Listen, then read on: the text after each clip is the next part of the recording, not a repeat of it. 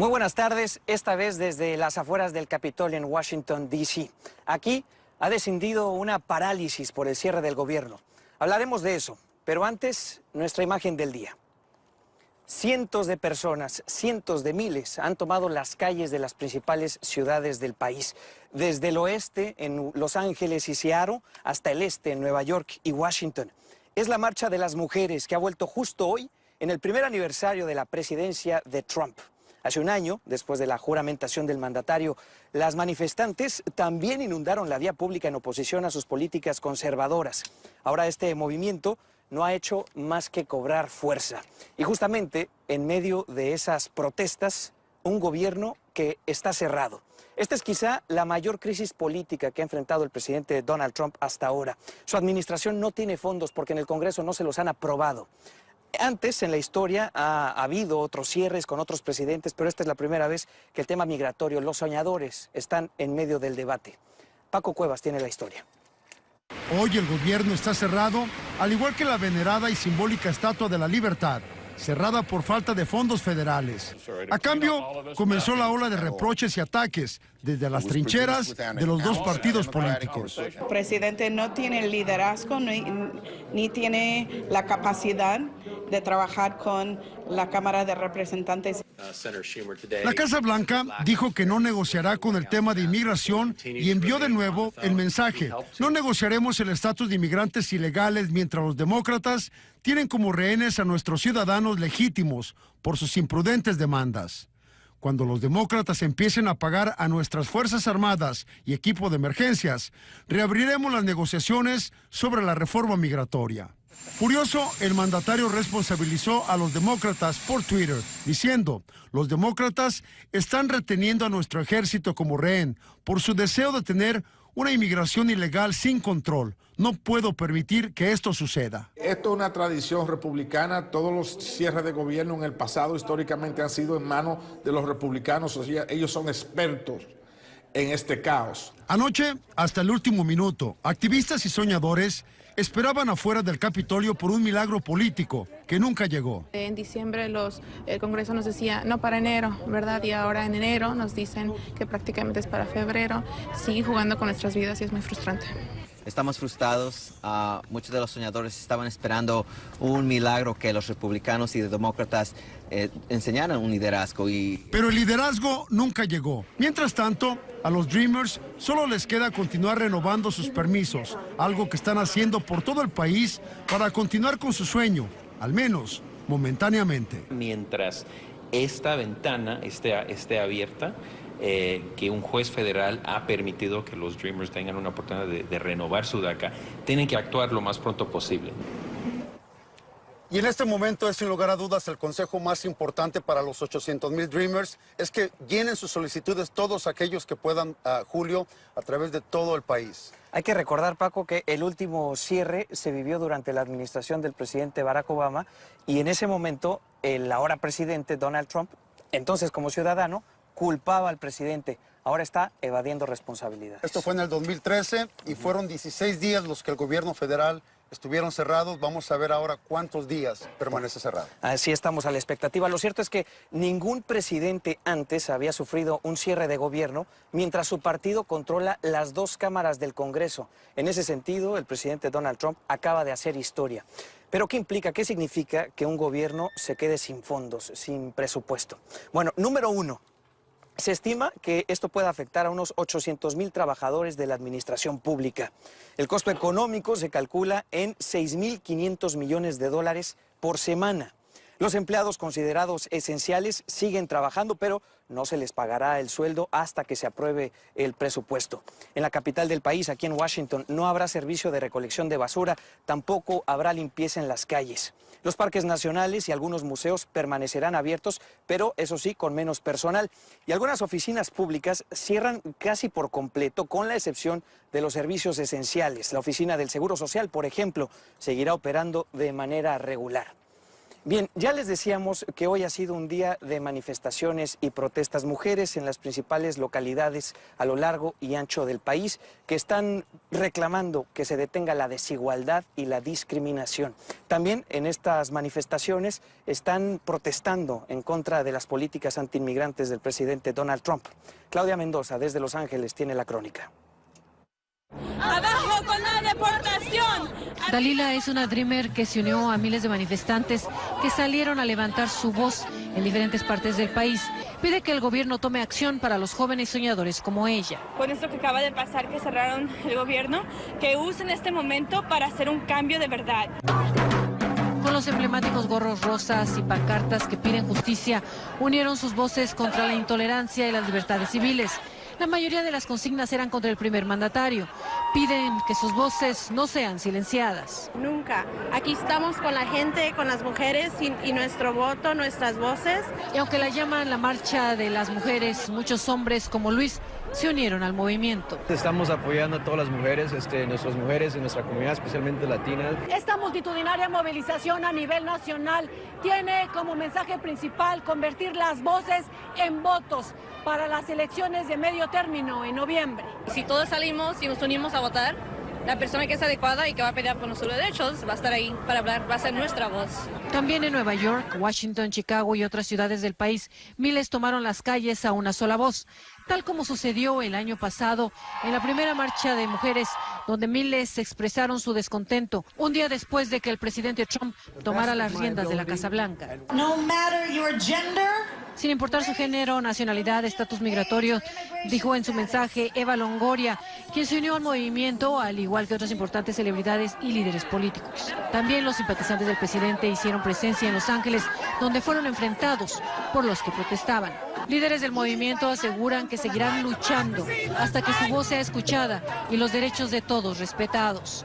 En Los Ángeles, Claudia Mendoza, Noticias Telemundo. Y bien, nos vamos a México. Se cumplen 4 meses del terremoto que sacudió el centro del país en septiembre. En Jojutla, la comunidad más cercana al epicentro, el panorama todavía es de montañas de escombro y familias sin techo. Muchos acusan al gobierno de abandono. Javier Vega conversó con ellos. La señora Mercedes lleva 4 meses viviendo en una carpa. Tras el sismo de magnitud 7.1, no ha podido regresar a su casa. En este pequeño espacio conviven 3 familias, quienes padecen las bajas temperaturas y hasta la inseguridad. Ha sido bien complicado vivir aquí. 1, los fríos. 2, estamos arriesgando tantas cosas porque aquí ya son varias veces que se nos quieren meter y pues casi no dormimos. Localizada a 90 millas de la Ciudad de México, Jojutla fue la población más cercana al epicentro, con un saldo de decenas de muertos. Y 4 meses después, el panorama es aún devastador. El sismo derrumbó viviendas, comercios y edificios históricos por igual. El reloj de la iglesia marca la 1:14, hora exacta del sismo del pasado 19 de septiembre. Y es que parece que aquí en Jojutla el tiempo se detuvo. Con la promesa de una reconstrucción que no llega, son los propios habitantes quienes desde esta semana laboran para remover las montañas de escombros. Ante el abandono del gobierno, dicen, no podían quedarse de brazos cruzados. Nos tiró el terremoto, teníamos que levantarnos, y todos, con la ayuda de todos. La reactivación económica debe empezar ya. Con el paso de los días crece el malestar de los afectados, mientras las autoridades locales se dicen rebasadas por la tragedia. Hoy prácticamente el gobierno municipal nos hemos quedado solos, por así decirlo, ¿no? Para darle la cara a la gente, para darle una respuesta. Jojutla busca ponerse en pie, pero sus habitantes saben que, sin suficiente ayuda, la reconstrucción tardará más de lo esperado. En Jojutla, México, Javier Vega, Noticias Telemundo.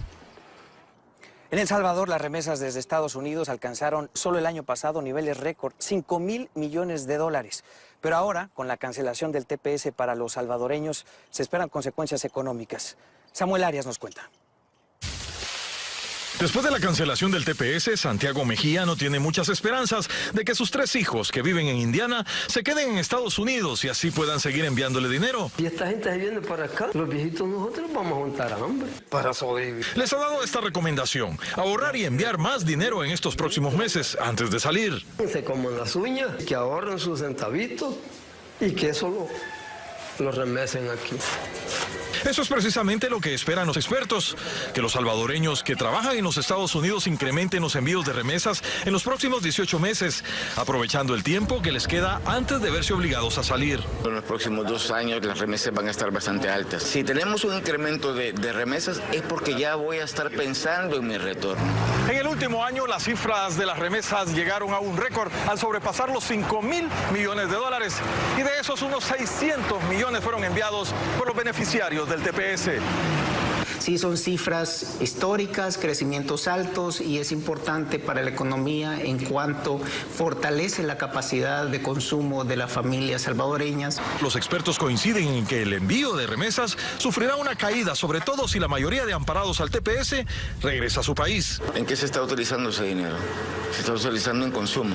Ahorremos. Una situación que Santiago quiere cambiar, ya que sus hijos están pensando comprar más ganado y tierras con sus remesas. Para que el día que ellos vengan, de allí puedan agarrar y abrir una fuente de trabajo.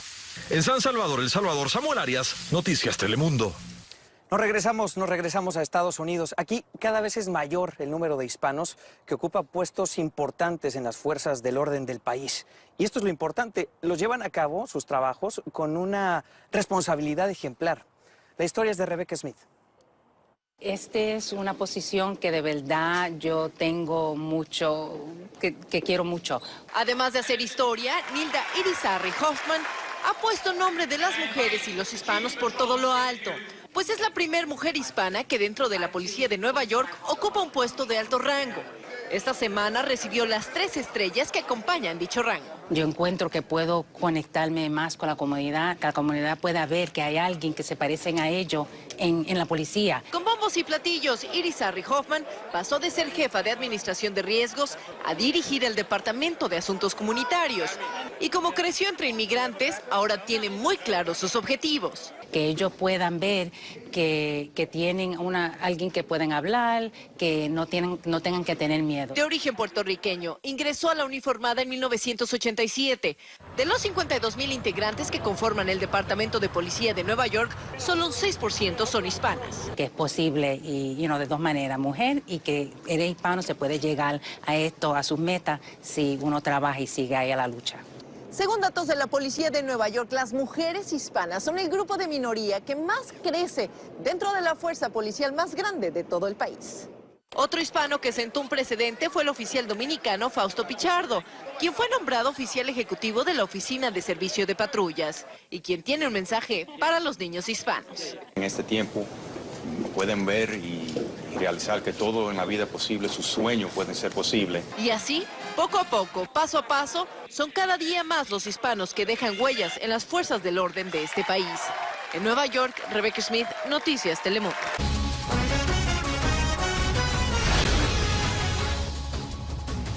Aquí afuera, en las calles de Washington, todo parece tranquilo.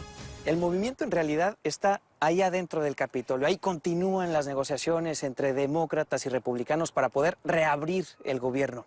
Pero pensemos en lo que ocurría aquí mismo hace justo un año.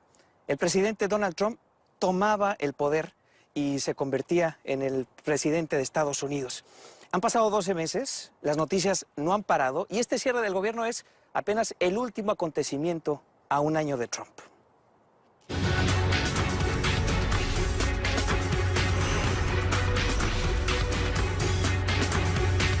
So help me God. So help me God. El primer año del presidente Trump ha sido una avalancha de trabajo para algunos periodistas. Definitivamente no ha habido ni un solo día de aburrimiento cubriendo a la administración Trump. María Peña es reportera de política para el diario La Opinión. En la redacción de su periódico nos dijo, la adrenalina no para. Yo te diría que haciendo un balance ha creado muchas controversias, muchas polémicas. Entonces vemos ese patrón, escándalo, distracción, escándalo, distracción. El escándalo más grande, la trama rusa. Una investigación para determinar si la campaña de Trump estuvo coludida con el Kremlin para ganarle a Hillary Clinton. Thank you very much. El momento más tenso fue quizá el despido de James Comey, exdirector del FBI, quien aseguró frente al Comité de Inteligencia del Senado que el presidente le pidió lealtad y abandonar la investigación. Pero los escándalos empezaron desde el día 1. con el debate sobre la asistencia a su toma de protesta, visiblemente menor a la de Barack Obama. En agosto, Charlottesville, Virginia, fue el escenario en el que un neonazi embistió a una multitud y dejó a una veintena de heridos y a una persona muerta.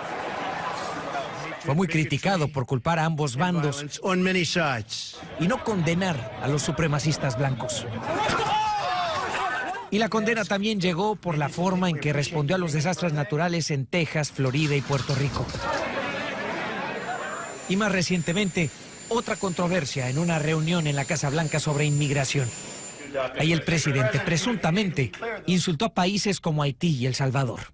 Veremos más y más de lo mismo y quizás peor. Y mucha tinta más tendrá que utilizarse en las páginas de su diario para contar lo que está por venir. En otras cosas, el Papa Francisco está en Perú. Ahí pidió fuerza ante los desastres naturales que han abatido al país y también fuerza ante otras tormentas de la vida. La historia es de Liliana Choi. La Virgen Dolorosa de Cajamarca. Con un saludo a los 34 santos del norte de Perú, empezó el mensaje del Papa frente a este pueblo profundamente devoto golpeado por las inundaciones. A ustedes les tocó enfrentar el duro golpe del niño costero, cuyas consecuencias dolorosas todavía están presentes. Por eso los invocó a estar unidos ante esta amenaza de la naturaleza. El alma de una comunidad se mide en cómo logra unirse para enfrentar los momentos difíciles. El Papa también hizo un llamado para luchar contra otra amenaza, la del crimen organizado. Y es que en ese departamento la percepción de inseguridad es del 86%, según un reciente estudio de opinión. Los asistentes a la misa quedaron más que satisfechos con el Papa. Sus palabras del Papa me han llegado, he marcado las palabras de esperanza. Todos tenían alguien por quien pedir. Tiene una microcefalia y lo hemos traído para que el Papa lo bendiga. Compitiendo con la figura estelar de la misa estaban la Virgen de la Puerta y la Virgen del Socorro. Tengo mucho que agradecerle porque ella me concede muchas cosas. Esta madre aseguró que su niño es un milagro de la Virgen. Él estaba en mi barriga, no se movía, no latía. Le rezamos mucho con mi esposo y bueno, acá está grande. El Papa visitó el barrio de Buenos Aires, uno de los más golpeados por las inundaciones. Más tarde coronó a la Virgen de la Puerta como protectora de este pueblo norteño. En Trujillo, Perú, Liliana Choi, Telemundo. Continuamos en Washington, D.C. A un año de la presidencia de Donald Trump, Iris Castro preparó un recuento de sus tweets más polémicos en el segmento Hashtag. Así es, Julio. El presidente Trump es sin dudas uno de los líderes políticos más activos en las redes sociales, especialmente Twitter. Aunque muchos consideran que su manera de tuitear es excesiva, el propio Trump dijo en Twitter que su uso de esta red es presidencial en tiempos modernos. Hagamos un repaso de los tweets más polémicos que el presidente ha enviado a sus más de 46 millones de seguidores en el último año. Trump ha usado el término fake news cientos de veces para criticar a la prensa por coberturas que no le han favorecido. Uno de sus tweets más controversiales y además el más retuiteado hasta ahora es un GIF donde se le ve golpeando a CNN. También ha usado Twitter para hacer anuncios oficiales como la contratación del jefe del FBI, la elección de John Kelly como jefe de Estado y la prohibición a personas transgénero de servir en el ejército. Uno de los tweets más populares fue el misterioso Covfefe. Fue publicado a las 12 de la madrugada y eliminado 9 horas después. A pesar de eso, este mensaje incompleto generó miles de reacciones y memes, convirtiéndose en su tercer tweet más gustado del 2017. Desde el día de su inauguración hasta hoy, 20 de enero, Trump ha enviado más de 2.500 tweets, lo que significa que, como promedio, ha usado Twitter al menos 7 veces por día en su primer año como presidente. ¿Será que en el 2018 continuará usando las redes sociales para anuncios oficiales? Por lo pronto, estaremos atentos a sus tweets.